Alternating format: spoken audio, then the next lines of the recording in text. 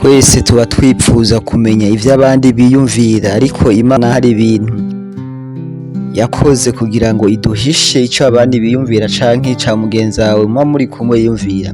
Rimwe na rimwe umuntu akatuganiriza tukibaza nimba ico ariko aratubwira ari ukuri canke ari ikinyoma, ariko kubera yuko iryo banga Imana itariduhaye tugapfa kwemera, hanyuma haheze imisi tukazobona ko yatubesha canke ko ari ukuri. Ugahura n'umuntu irya mbere ukamubona yasobetse ku gasuti kameze neza canke yambaye neza, yaba umukobwa canke umugabo, ariko yakuganiriza ukabona ibintu vyose akubwira umenga ni ukuri, hanyuma watambuka kabiri ukumva abantu bakubwira ngo uriya muntu ngo numubeshe, ngo kandi ngo iyo akubeshe ngo ntusubizayo.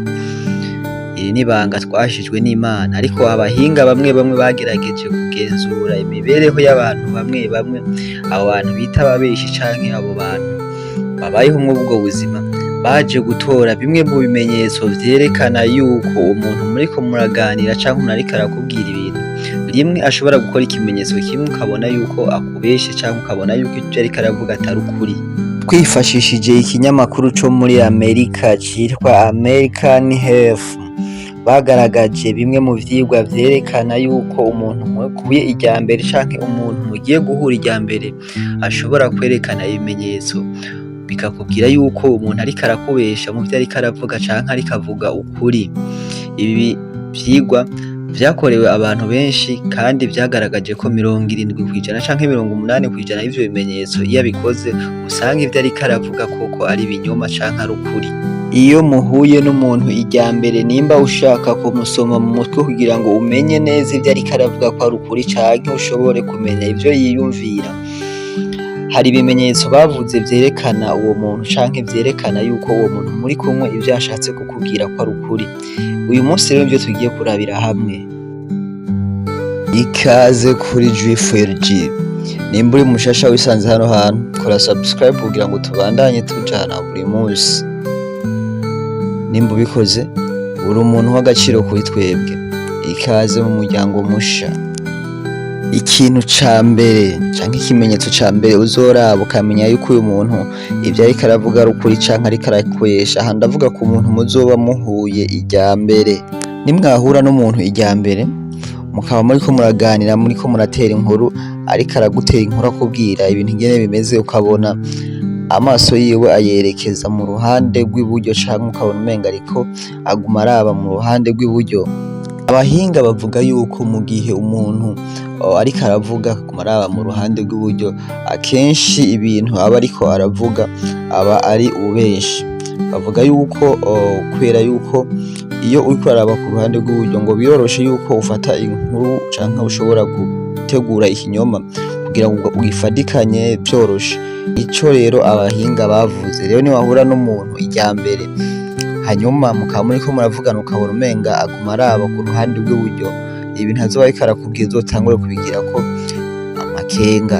Ariko iyo muriko muraganira n'umuntu ariko arakubwira ibintu muhuye irya mbere, ukabona amaso yiwe ayarabisha mu ruhande rw'ibubamfu, akenshi bavuga yuko umuntu aba ariko avuga ukuri. Abahinga nibo batanze ibi vyigwa, nibo banabinonosoye. Rero nimwahura n'umuntu irya mbere mukaba muriko muravugana ukabona ariko akubwira ibintu araba ku ruhande rw'ibubamfu, akenshi azoba ariko arakubwira ukuri, ibice binini azoba ariko arakubwira ukuri. Ikindi kimenyetso ca kabiri, nimwahura n'umuntu ubwa mbere hanyuma muriko muravugana ukabona aguma azungagiza umutwe nk'umuntu yemeye, akenshi nta kintu azoba ariko arumva canke nta kintu azoba ariko aratahura. Abahinga bavuga yuko umuntu muhuye irya mbere iyo atariko aratahura canke iyo ivyiyumviro vyiwe biri ahandi hantu, iyo uriko uramubwira uko uvuga ijambo rimwe aguma azungagiza umutwe yerekana yuko yemeye. Abenshi murabizi ko akunda umuntu ariko aravuga ukabona uzungagiza umutwe uvuga ati yes yes, ariko ukongera ukavuga yuko ibi ushobora kubikora ku muntu mumaze kumenyerana. Umuntu ashobora kuzungagiza umutwe ku muntu bamaze kumenyerana, mugabo ati iyo ari umuntu muhuye irya mbere biragoye yuko uzungagiza umutwe. Rero nimwahura n'umuntu irya mbere ukabona ari kumubwira ibintu azungagiza umutwe nk'umuntu yemeye, naho uzotangura kumubwirako amakenga.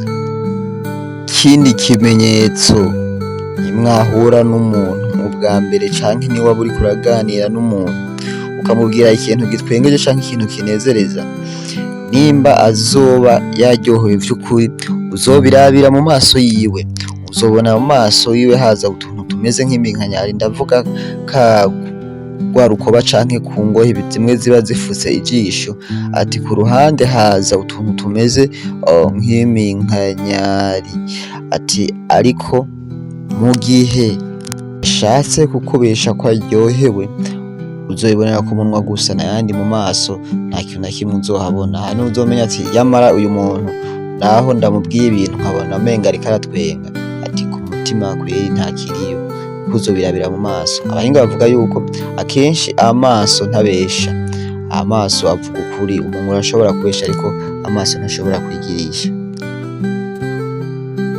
Ikimenyetso ca kane arico ca nyuma tugiye guherezako, nimwahura n'umuntu irya mbere hanyuma mukavugana, wewe ico uzokora kugira umenye yuko ivyo ariko aravuga rimwe ari ukuri canke atari ukuri, uzohore hama avuge. Mu gihe azoba ariko aravuga wewe ugume witabira, umwereke yuko umushigikiye mu majambo ariko aravuga canke mu vyo ariko aravuga, umwereke yuko ari ibintu vy'agaciro. Aha akenshi abantu ingene bateye canke ingene baremye, azovuga vyinshi usange aravuze n'ibitari bikenewe, kandi nawe uzoba uriko urumviriza, uzomenya uwo muntu ivyo yiyumvira canke uko abona ibintu, swate nimba yiyemera, swate nimba atiyemera, swate nimba yubaha nimba atubaha, kubera yuko igihe azoba ariko aravuga uzorabe kenshi iyo umuntu bamuhaye ijambo hama mukamukomera amashi, aguma avuga yongerako n'ibindi, niho mumenya ati naka urya muntu arishima canke ntiyishima. Rero nimwahora n'umuntu irya mbere, wewe uzomwereke yuko umushigikiye mu vyo ariko aravuga, kandi ivyo ariko aravuga ari ivy'agaciro, azokwereka uwo ari we ukuri mu vyo azoba ariko aravuga.